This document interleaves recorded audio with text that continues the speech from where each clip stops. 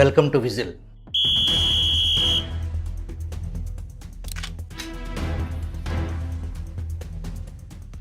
భారత క్రీడల్లో అసాధారణ ప్రతిభకు లభించాల్సిన గౌరవం కొన్నిసార్లు మైదానంలో కాదు, ఫైల్డ్ మధ్యే ఆగిపోతుంది. ఆ వాస్తవానికి ప్రతిరూపంగా నిలుస్తుంది కాంపౌండ్ ఆర్చర్ జ్యోతి సురేఖ వెన్నం కథ. ప్రపంచ స్థాయిలో భారతదేశానికి చిరస్థాయిగా గుర్తింపు తెచ్చిన ఈ అథ్లెట్ దేశ అత్యున్నత క్రీడా పురస్కారం మేజర్ ధ్యాన్ చంద్ ఖేల్ రత్న కోసం వరుసగా 3వ ఏడాది కూడా ఎదురు చూస్తుండటం కేవలం వ్యక్తిగత నిరాశ కాదు, అది మన క్రీడా వ్యవస్థ ఎదుర్కొంటున్న అంతర్గత సంక్షోభానికి సూచిక. 29 ఏళ్ల జ్యోతి సురేఖ సాధించిన ఘనతలు సాధారణ విజయాలు కావు, అవి చరిత్ర. వరల్డ్ ఛాంపియన్షిప్లో 9 పతకాలు సాధించిన ఏకైక ఆర్చర్గా నిలవటం, ఆసియా క్రీడల్లో హ్యాట్రిక్ బంగారు పతకాలు గెలిచిన తొలి భారతీయురాలుగా గుర్తింపు పొందారు. మిక్స్డ్ టీమ్ ఈవెంట్లో వరల్డ్ రికార్డ్ నెలకొల్పడంతో పాటు కాంపౌండ్ మహిళల విభాగంలో పర్ఫెక్ట్ 360 స్కోర్ సాధించడం, ఇవి ఒక తరం ఆర్చరీ నిర్వహించే అసాధారణ విజయాలు. ఇటీవలి కాలంలో క్రీడా పురస్కారాలకు పాయింట్ల ఆధారిత వ్యవస్థను ప్రభుత్వం అమలు చేస్తుంది. వ్యక్తిగత అభిప్రాయాలకు తావు లేకుండా న్యాయంగా నిర్ణయాలు తీసుకోవాలన్న ఉద్దేశంతో పాయింట్ల విధానాన్ని కేంద్రం అమలు చేస్తుంది. ఆ వ్యవస్థలోనే జ్యోతి సురేఖ వరుసగా 3 సంవత్సరాలు ఖేల్ రత్న రేసులో టాప్లో నిలిచింది. 2023 148.25 పాయింట్లు, 2024 132.12, 2025 148.37 పాయింట్స్.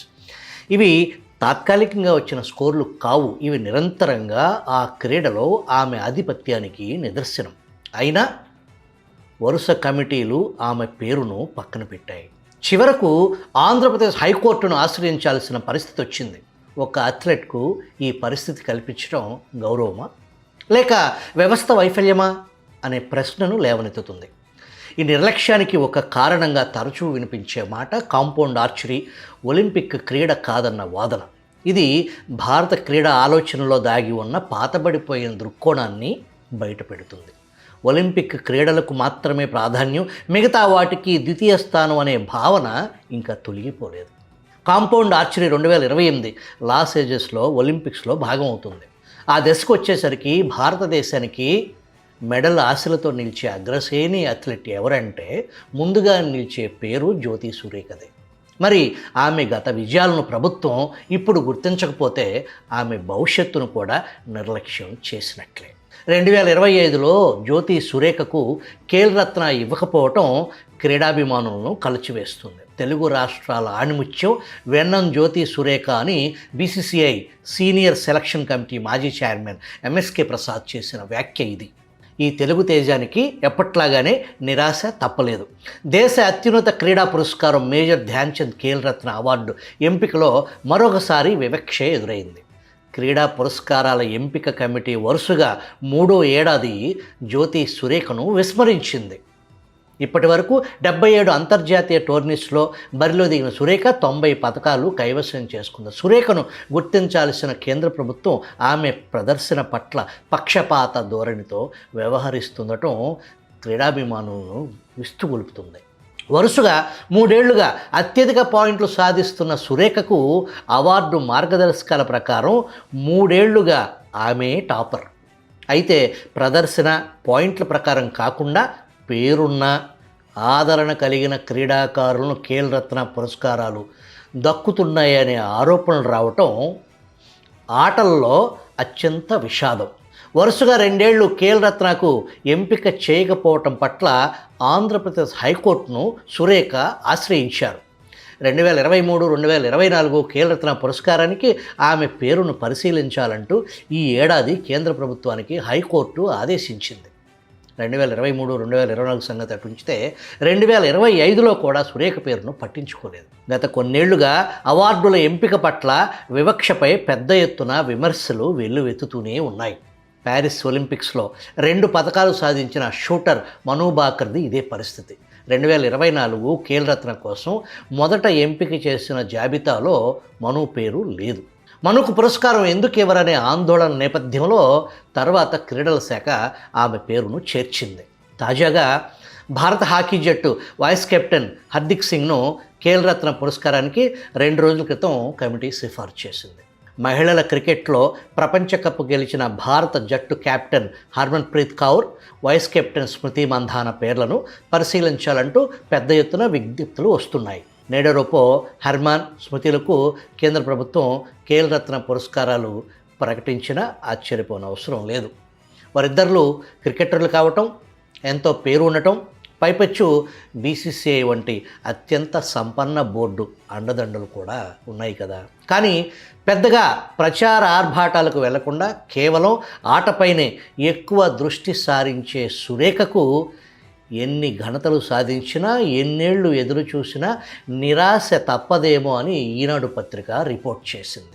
సురేఖ కోర్టులో వేసిన కేసు ఉపసంహరించుకుంటే అప్పుడు ఆలోచిద్దాం, కేసు ఉపసంహరించుకోండి అని అనధికారి వర్తమానం కేంద్ర క్రీడల శాఖ పంపిందంటే కేంద్ర క్రీడల శాఖ మొండితనం ప్రైవేటు పంచాయతీ చేయటానికి ప్రయత్నించారంటే వ్యవస్థల విధ్వంసం ఏ స్థాయిలో జరుగుతుందో అర్థం చేసుకోవచ్చు. పురస్కారం ఇవ్వటం కంటే ఇవ్వకపోవటమే పెద్ద నిర్ణయంగా మారినప్పుడు ఆ నిర్ణయం క్రీడాకారులపై తీవ్రమైన ప్రభావం చూపుతుంది. ఇది కేవలం జ్యోతి సురేఖ కథ మాత్రమే కాదు, ఇది భారత క్రీడా వ్యవస్థ తీరు ప్రశ్నార్థకం. ఇక్కడ కూడా రాజకీయం, మతం, కులం, ప్రాంతం, ఉత్తరాది, దక్షిణాది లాంటి అనారోగ్య అవలక్షణాలు దేశాన్ని ఎటువైపుకు తీసుకుపోతుంది? నాడు వైఎస్ జగన్మోహన్ రెడ్డి అధికార మదంతో ఒక క్రీడాకారుడిపై జగన్ ఆడిన వికృత క్రీడ విజిల్ ప్రేక్షకులతో ఖచ్చితంగా పంచుకోవాలి. ఈ దేశ ఉత్తమ క్రీడాకారుడిపై నాటి ప్రభుత్వ పెత్తందారు దాష్టికం చూస్తే మీరు ఆశ్చర్యపోతారు. ఒక క్రీడాకారుడిపై కుట్రపూరిత వికృత రాజ్యహింసకు పాల్పడింది నాటి జగన్ సర్కార్. ఏషియన్ గేమ్స్లో సానియా మీర్జాతో కలిసి బంగారు పతకం సాధించి దేశ ప్రతిష్టను పెంచిన ఉత్తమ క్రీడాకారుడిపై జగన్ సర్కార్ దమన నీతి వర్ణించటానికి ఇక్కడ మాటలు చాలవు. ఒక క్రీడాకారుడిపై జగన్ ప్రభుత్వం ఎందుకంత పగబట్టింది? ఈ టెన్నిస్ క్రీడాకారుడి పేరు సాకేత్ మైనేని.